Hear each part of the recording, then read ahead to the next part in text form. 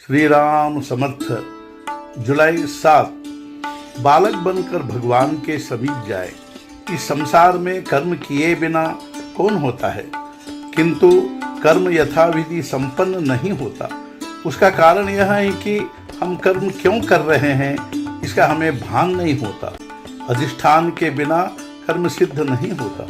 मालिक के आधार हो तो कर्म करने वाले को जोश आता है। कुछ अच्छे कर्म मार्गी लोग भक्ति मार्गी लोगों को दोष देते हैं। जो भक्ति भाव में रत रहता है वह किसी को दोष नहीं देता।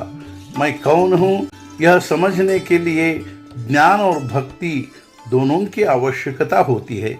वैसे ही ब्रह्म सत्यम जगन मिथ्या कहने पर भी उसका अनुभव प्राप्त होने के लिए कर्म करना ही पड़ता है। उपासना भगवान को जानकर करे। छोटा बच्चा माँ के मुंह की तरफ देखते हुए चुपचाप दूध पीता है। उसी तरह समर्थ रामदास जैसे महापुरुषों ने जो कहा है वह हम चुपचाप करें।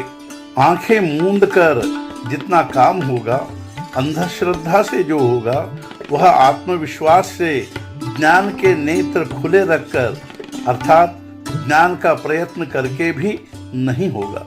बालक बनकर ही भगवान को पहचाने। इसमें एक ही बाधा होती है, वह है हमारी विद्वत्ता।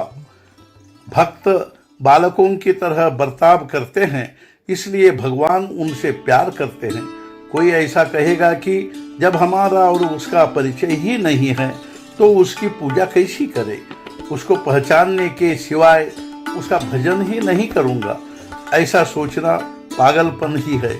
भगवान को अनेक मार्गों से जाना जा सकता है। भगवान की ओर जाने के लिए मार्ग पर पहले अग्रसर होना जरूरी है। संतों ने अखंड जागृत रहने का मार्ग बताया है। देह से गृहस्थी करो, किंतु मन भगवान के प्रति समर्पित करो।